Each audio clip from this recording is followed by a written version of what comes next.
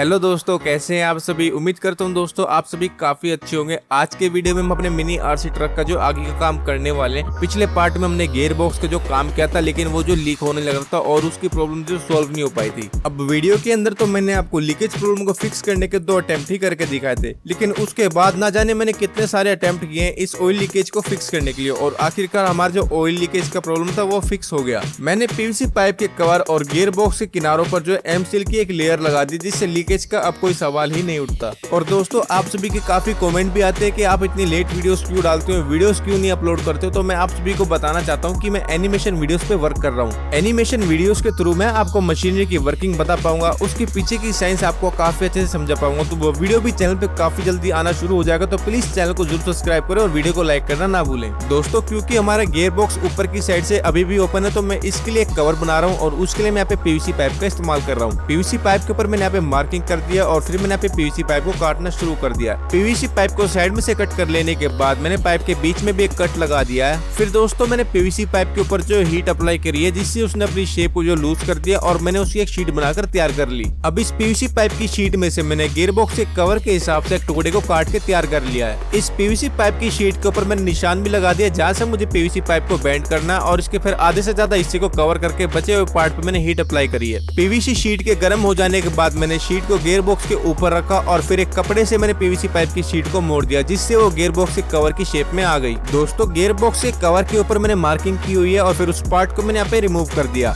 उसके बाद मैंने एक पीवीसी पाइप का टुकड़ा लिया जो कि मैंने इसके हिसाब से काट के बनाया, उसको मैंने यहाँ पे गियर बॉक्स के कवर के ऊपर लगा के 4 स्क्रूज को कस दिया। ये पीवीसी पाइप का छोटा सा कवर दोस्तों हमारे तब काम आएगा जब हमें अपने गियर बॉक्स के अंदर ऑयल चेंज करना हो या फिर कोई छोटा मोटा काम गियर बॉक्स के अंदर करना हो। गियर बॉक्स के कवर के अंदर दोस्तों मैंने पीवीसी पाइप की पट्टियों को जोड़ दिया, और इनका फायदा ये होगा, एक तो ये हमारे गियर बॉक्स के अंदर एक लॉक का काम करेगी और दूसरा जो गियर बॉक्स के अंदर ऑयल घूम रहा होगा उसे ये बाहर आने से रोकेगी। मैंने गियर बॉक्स की इंजन के साथ टेस्टिंग करनी चाहिए, लेकिन हमारा जो इंजन था वो स्टार्ट ही नहीं हुआ। उसका कार्बोरेटर पहले भी खराब हो चुका था, लेकिन मैंने उसको रिपेयर करके लगा दिया था, पर अब की बार तो उसने दम तोड़ दिया और वो स्टार्ट नहीं हो रहा है। नया कार्बोरेटर लेने के लिए दोस्तों मैं दिल्ली के मार्केट में चला गया, और मुझे पता है कि हमारा इंजन एकदम न्यू है और इसके कार्बोरेटर के अंदर ही दिक्कत है, क्योंकि मैंने इंजन को मैनुअली फ्यूल डाल के भी स्टार्ट किया है। लेकिन फिर भी मैंने एक मिस्त्री को अपना इंजन दिखा दिया और उसने हमारे इंजन के अंदर जो काफी कमियां गिनवा दी कि इसका पिस्टन भी चेंज होगा, इसकी ऑयल रिंग भी खराब है और इसका टोटल जो खर्चा आएगा वो 1000 से 1500 रुपए के बीच में आएगा। मैं उस मिस्त्री के स्कैम को अच्छे से समझ चुका था, जो कि वो अपने हर कस्टमर के साथ करता है। तो मैंने उससे अपना इंजन वापस ले लिया और साइड की दुकान से एक नया कार्बोरेटर परचेज किया, जो कि 300 रुपए में मुझे मिल गया, और मैंने वहीं जस्ट मिस्त्री की दुकान के साइड में बैठ के अपना कार्बोरेटर लगा लिया और वहाँ पे उस इंजन की अच्छे से टेस्टिंग भी कर ली। इंजन को दोस्तों मैं घर पे लेके आ गया और मैंने इसके फ्यूल लाइन के कनेक्शन कर दिया, और फिर मैंने यहाँ पे इंजन को स्टार्ट करके देखा तो हमारा इंजन एकदम मक्खन की तरह स्टार्ट हो रहा है और इसकी पावर भी बढ़ गई है। पहले जब मैं इस इंजन को एक्सेलरेट करता तो ये काफी दबा दबा सा चलता था, लेकिन अब इसके अंदर पावर काफी ज्यादा बढ़ गई है।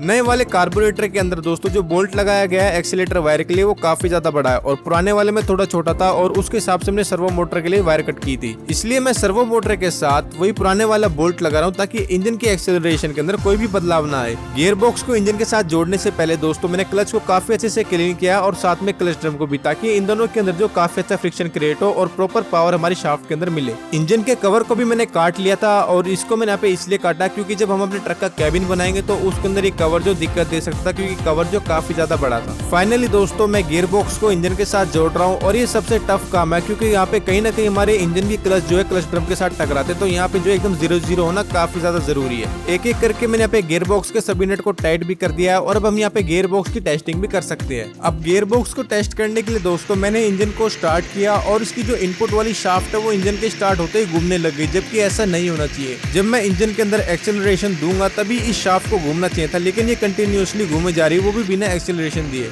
इस प्रॉब्लम के चलते मैंने गियर बॉक्स को बार बार खोला और वापस से रीपैक भी किया, लेकिन ये प्रॉब्लम सॉल्व नहीं हुई। इस गियर बॉक्स को बनाने में दोस्तों मैंने काफी ज्यादा मेहनत की थी, और इसमें कोई भी दिक्कत अब आ जाती है तो मेरे को तुरंत ही टेंशन हो जाती है, जिसकी वजह से मैं छोटी मोटी चीजें चेक करना ही भूल जाता हूँ। इंजन के अंदर जहाँ पे कार्बोरेटर लग रहा है उसके बैक साइड में एक स्क्रू दिया गया, जिससे हम इंजन की आरपीएम को एडजस्ट कर सकते हैं। अब जैसे मैंने कार्बोरेटर को एडजस्ट किया, हमारे इंजन के जो आरपीएम थे वो स्टेबल हो गए, और जो इंजन की इनपुट वाली शाफ्ट थी वो भी घूमना बंद हो गई। हमने जो पीवीसी पाइप के हुक बनाए थे गियर बॉक्स के अंदर लगाने के लिए, ताकि हम सर्वो मोटर के थ्रू गियर चेंज कर पाए, लेकिन ये जो हुक थे वो खराब हो चुके हैं। गियर बॉक्स के अंदर जैसे ही इन हुक के ऊपर ऑयल आना शुरू हुआ, ये एक एक करके खराब हो गए, इसलिए मैंने इन्हें रिप्लेस कर दिया, और जो साइकिल की स्पोक होती है उसकी शाफ्ट मैंने यहाँ पे लगा दी है। अब जो गियर है वो काफी स्मूथली वर्क कर रहे हैं। एंड में दोस्तों मैंने यहाँ पे गियर बॉक्स का कवर लगाने के लिए गियर बॉक्स के ऊपर जो सीलेंट लगा दिया और फिर कवर को उसके ऊपर लगा दिया। अब हमारा गियर बॉक्स जो कम्प्लीटली पैक हो चुका है। इसी के साथ दोस्तों गियर बॉक्स का काम कंप्लीट हुआ और अब हम अपने ट्रक की चेसी के लिए एक फ्यूल टैंक बनाने वाले हैं, ताकि हम अपने ट्रक के इंजन को डायरेक्ट फ्यूल सप्लाई कर सके और हमें कोई बोतल का जुगाड़ करके ट्रक के अंदर ना लटकाना पड़े। फ्यूल टैंक बनाने के लिए मैं पीवीसी पाइप का इस्तेमाल कर रहा हूँ और इसके ऊपर मैंने यहाँ पे निशान लगा दिए हैं। फ्यूल टैंक की कैपेसिटी लगभग 1 लीटर के आसपास रहने वाली है, थोड़ा बहुत ऊपर नीचे हो सकता है। और इस पाइप को मैंने यहाँ पे काट के निकाल लिया है। अब दोस्तों पाइप को गर्म करने के लिए मैं हॉट एयर गन का इस्तेमाल कर रहा हूँ और अगर आप भी ऐसा कुछ करते हैं तो प्लीज मास्क जरूर लगाएं, क्योंकि इसके अंदर से जहरीली गैस जो है रिलीज होती है। गर्म पीवीसी पाइप को फ्यूल टैंक की शेप देने के लिए मैंने उसके अंदर एक वुडन बोर्ड लगाया और फिर उसको प्रेस किया, जिससे उसका जो नीचे का सरफेस था वो प्लेन हो गया। सेम चीज मैंने ऊपर की साइड से भी किया, वहाँ पे भी मैंने एक बोर्ड लगा के उसको पुल किया, जिससे जो पीवीसी पाइप था वो एक स्क्वायर शेप के अंदर आ गया है। फ्यूल टैंक की साइड वॉल को भी मैंने पीवीसी पाइप से ही बनाया और इसे हम बाद में चिपकाएंगे फ्यूल टैंक के अंदर। पहले हम दूसरा काम इसके अंदर कर देते हैं। टैंक के अंदर फ्यूल फिल करने के लिए मुझे यहाँ पे कैप लगानी पड़ेगी और उस कैप को लगाने के लिए मैं यहाँ पे पुराने फ्यूल टैंक का इस्तेमाल में ले रहा हूँ। इस पुराने फ्यूल टैंक के कैप वाले पार्ट को काट के मैं नए वाले फ्यूल टैंक के ऊपर चिपका दूंगा। और यहाँ पे मैं कोई पुरानी बोतल का भी इस्तेमाल में ले सकता था, लेकिन उसकी जो नोजल होती है वो काफी ज्यादा छोटी होती।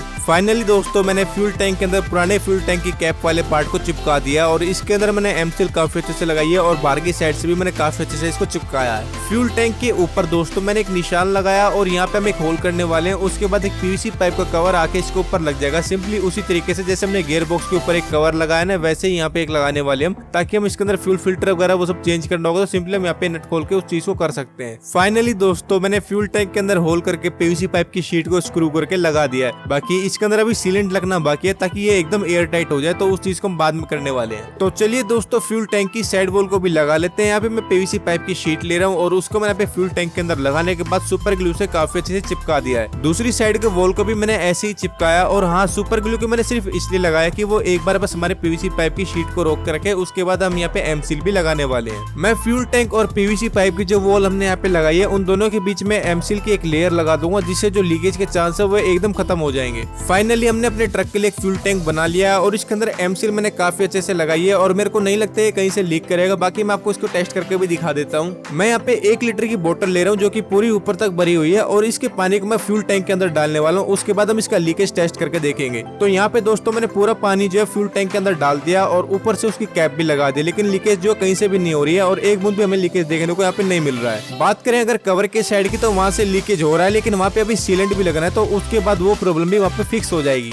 ये है एक 12 वोल्ट की बैटरी और इसका हमने पहले लकड़ी का फ्रेम बनाया था। ये फ्रेम इतना मजबूत नहीं है और ये कभी भी टूट सकता है, इसलिए आज हम एक और मेटल का फ्रेम बनाने वाले हैं। इसके लिए बैटरी के लिए फ्रेम बनाने के लिए मैं एक मेटल के एंगल लेके आया हूँ और उसके ऊपर मैंने बैटरी का नाप लेके निशान भी लगा दिए। अब उस निशान लगाई हुई जगह से मेटल को कट करेंगे और फिर फ्रेम को वेल्ड कर देंगे। फाइनली दोस्तों फ्रेम बनाने के लिए हमने सभी जरूरी टुकड़ों को काट लिया और ये कुछ इस तरीके से यहाँ पे आके लगने वाले हैं। अब इनके सभी किनारों पर हम यहाँ पे वेल्ड कर देंगे। फ्रेम का वेल्डिंग का काम मैंने कर दिया और इसकी जो वेल्डिंग की क्लिप्स होती है वो मैं आपको काफी कम दिखाता हूँ, क्योंकि इसकी जो वेल्डिंग की लाइट है वो आंख पे काफी ज्यादा पड़ती है। जब तक बैटरी का फ्रेम ठंडा होता है हम अपने फ्यूल टैंक का फ्रेम भी बना लेते हैं। फ्यूल टैंक का फ्रेम बनाने के लिए मैं एक स्क्वायर पाइप का इस्तेमाल कर रहा हूँ। अब ये पाइप जो काफी ज्यादा मोटा है तो मैंने इसके बीच में निशान लगा रखा था और इस पाइप को 2 टुकड़ों में मैंने यहाँ पे काट लिया है। अब इसके एक टुकड़े से हम फ्यूल टैंक का फ्रेम बनाएंगे और दूसरे वाले को हम बैटरी के फ्रेम में वेल्ड कर देंगे। फ्यूल टैंक को टेम्परेरी तरीके से मैंने चेसी के पास रख दिया और फिर पाइप की मेजरमेंट करी है। उसके बाद मैंने पाइप के ऊपर निशान बना दिए और फिर ग्राइंडर से उसके अंदर कट लगा के उसको मैंने पे थोड़ा मोड़ा, जिससे वो 90 डिग्री के अंदर मुड़ गया है। फ्यूल टैंक के फ्रेम को मैंने काफी अच्छे से वेल्ड कर दिया है और इसका जो बचा हुआ टुकड़ा था उसको मैंने अपने बैटरी वाली फ्रेम के साथ जोड़ दिया है। अब दोस्तों फ्यूल टैंक को हम डायरेक्टली फ्रेम के साथ नहीं जोड़ सकते हैं। अगर हम ऐसा करेंगे तो हमारा जो फ्यूल टैंक है वो जल्दी टूट जाएगा। इसलिए फ्यूल टैंक को मजबूती के साथ लगाने के लिए मैं पीवीसी पाइप की शीट को काट के लाया हूँ और इस शीट के साथ मैं दूसरे पीवीसी पाइप के टुकड़ों को चिपकाने लग रहा हूँ। इन पीवीसी पाइप के टुकड़ों को मैंने काफी अच्छे से चिपका दिया है। उसके बाद मैंने इनके अंदर होल भी बना दिए थे। अब दोस्तों मैं इस पीवीसी पाइप के प्लेटफॉर्म को मेन फ्रेम के साथ लगा रहा हूँ। जो पीवीसी पाइप के छोटे टुकड़े हमने बनाए थे वो मेन फ्रेम के बीच में जाके बैठ गए हैं और फिर उसके बैक साइड से मैंने स्क्रू कस दिए। जो स्क्रू मैंने इसके अंदर इस्तेमाल किए हैं वो छोटे पीवीसी पाइप के टुकड़ों को पार करते हुए मेन फ्रेम के अंदर भी गए हैं, जिससे मजबूती काफी ज्यादा बढ़ गई है। चलिए दोस्तों फ्रेम को चेसी के अंदर लगा देते हैं। मैंने चेसी के अंदर ड्रिल पहले कर दिया था और फिर फ्रेम को मैंने बैक साइड से लगाया और फिर सामने की साइड से बोल्ट लगा के उसके अंदर नट कस दिए। इसी तरीके से दोस्तों मैंने बैटरी के फ्रेम को भी लगाया। मैंने बैक साइड से फ्रेम को लगाया और आगे से बोल्ट डाल के बैक साइड से नट को टाइट कर दिया। बैटरी के फ्रेम में मैंने 2 बोल्ट के लिए होल करे थे, क्योंकि ये एक बोल्ट पे रुक नहीं पाएगा और जब भी हमारा ट्रक कहीं से उछलेगा तो ये फ्रेम जो हिल जाएगा, इसलिए यहाँ पे 2 बोल्ट लगने वाले हैं। फ्यूल पंप को फ्रेम के साथ मजबूती के साथ जोड़ने के लिए मैंने ये पीवीसी पाइप की 2 बेल्ट बनाई है और इन्हें बनाना काफी ज्यादा आसान था, इसलिए मैंने इनकी मेकिंग वीडियो नहीं दिखाई। लेकिन फ्यूल टैंक को फ्रेम में लगाने लगाने से पहले मैं इसके फ्यूल लाइन के कनेक्शन करूंगा ताकि हमें बाद में फ्यूल टैंक खोलना ना पड़े। दोस्तों मैं फ्यूल टैंक के ऊपर लगे हुए पीवीसी पाइप के कवर को खोलने लग रहा हूँ और इसमें हमने यहाँ पे 4 स्क्रूज लगाए थे, तो इनको खोल के मैं इसके अंदर फ्यूल लाइन के कनेक्शन करूंगा और फिर इसके अंदर जो मैं सीलेंट वगैरह लगा के इसको वापस लगा दूंगा। मैंने फ्यूल टैंक के कवर को हटा दिया और आप यहाँ पे देख सकते हो जो कवर के नीचे ढका हुआ पार्ट था वो काफी ज्यादा साफ था, जबकि पूरा टैंक जो था वो थोड़ा गंदा हो गया है। कवर के अंदर मैंने मार्किंग कर दी है दोस्तों और यहाँ पे मैंने लिख भी दिया है हमें इसके अंदर 3 होल करने हैं। फ्यूल आउट वाले पाइप से हमारे ट्रक के इंजन तक फ्यूल जाएगा और जो एयर इन करके है ना उसमें हमारी एयर भी आएगी और जो एक्स्ट्रा फ्यूल होगा वो वापस टैंक के अंदर रिटर्न आएगा। और तीसरी चीज है दोस्तों अर्थिंग, जो कि सबसे ज्यादा जरूरी है हमारे ट्रक के फ्यूल टैंक के अंदर। अगर हम ऐसा नहीं करेंगे तो टैंक के अंदर जो स्टैटिक चार्ज बनेगा जिससे आग भी लग सकती है। मैंने यहाँ पे कवर के अंदर एक एक करके तीनों चीजों के लिए होल कर लिए। अब हम इसके अंदर पाइप की कनेक्शन करेंगे। ये है दोस्तों फ्यूल पाइप जो कि हम अपने ट्रक के फ्यूल टैंक के अंदर यूज करने वाले हैं और ये जो पाइप है काफी ज्यादा हाई क्वालिटी के, मैं इसे 100 रुपए मीटर लेके आया था। सबसे पहले मैं फ्यूल आउट वाला पाइप को लगाने लग रहा हूँ और इस पाइप पे मैंने निशान लगाया हुआ है। हमें इस पाइप को वहीं तक ही पुश करना जहाँ पे वो निशान लगा हुआ है। ये है दोस्तों एयर वाला पाइप जो कि कवर के अंदर बस थोड़ा ही जाएगा, हमें इसे पूरा अंदर नहीं घुसाना है। ये है दोस्तों एक छोटा सा फ्यूल फिल्टर जो कि 10 रुपए का आता है और इसे मैं फ्यूल आउट वाले पाइप के अंदर लगा रहा हूँ। आखिर में दोस्तों मैंने हार्ड सिल्वर वाली वायर को भी मैंने कवर के अंदर लगा दिया और ये वाली जो वायर है हमारे घरों में जो मीटर लगे होते हैं ना उनके अंदर यूज होती है। अब दोस्तों कवर के अंदर जो पाइप लगे ना वो काफी टाइटली लगाए गए हैं और यहाँ पे मैं सुपर ग्लू से भी उन्हें चिपका रहा हूँ। मैंने अंदर और बाहर दोनों साइड से सुपर ग्लू लगा दी ताकि थोड़ी बहुत भी एयर यहाँ से लीक ना हो। कवर को टैंक के ऊपर लगाने से पहले मैं टैंक के ऊपर सीलेंट लगा रहा हूँ ताकि जो पहले वो लीक हो रहा था ना वो भी यहाँ पे रुक जाएगा। सीलेंट लगाने के बाद मैंने कवर को टैंक के ऊपर लगा दिया और इसके स्क्रूज को टाइट कर दिया। फ्यूल टैंक के पाइप को दोस्तों मैंने फ्रेम के दोनों साइड में जो जगह थी वहां से निकाल लिया और दोनों पाइप वहां से काफी इजीली बाहर आ गए हैं। अब मैंने टैंक को जो है फ्रेम के ऊपर काफी अच्छे से यहाँ पे रख दिया और जो बेल्ट थी उनको भी मैंने यहाँ पे एक एक करके लगा दिया और उनको भी यहाँ पे मैंने टाइट कर दिया है। फ्यूल टैंक जो काफी मजबूती के साथ फ्रेम के साथ लग गया और अब ये जरा सा भी नहीं हिल रहा है। अर्थिंग की वायर के लिए अलग से बोल्ट लगाने की कोई भी जरूरत नहीं थी, मैंने इसे जो अपने फ्यूल टैंक का फ्रेम था उसके नट के साथ ही जोड़ दिया है। अब दोस्तों बारी आती है इंजन लगाने की, लेकिन उससे पहले हमें एक छोटा सा काम और करना पड़ेगा। हमारी जो चेसी है उसके अंदर जो रबड़ के माउंट लगाए गए हैं इंजन के लिए वो पुराने हो गए हैं और टूट चुके हैं, तो हमें उनको रिप्लेस करना पड़ेगा। इंजन के लिए नई माउंटिंग जो कि हमारी ट्रक की चेसी के अंदर लगने वाली है और ऐसे 3 माउंट मैंने यहाँ पे मंगा रखे हैं क्योंकि एक माउंट जो हमारी ट्रक की चेसी के अंदर लगा हो पहले से ही सही है तो उसे चेंज करने की जरूरत नहीं है। यहाँ पे दोस्तों मैं चेसी के अंदर से पुराने माउंट को खोल के निकालने लग रहा हूँ और एक माउंट तो हमारे पहले से ही गायब है, तो मुझे सिर्फ ये 2 माउंट खोल के निकालने हैं। दोनों ही खराब माउंट को मैंने यहाँ पे निकाल लिया है और उनकी जगह पे मैंने नए वाले माउंट को बिठा के उसके नीचे से बोल्ट लगा दिए।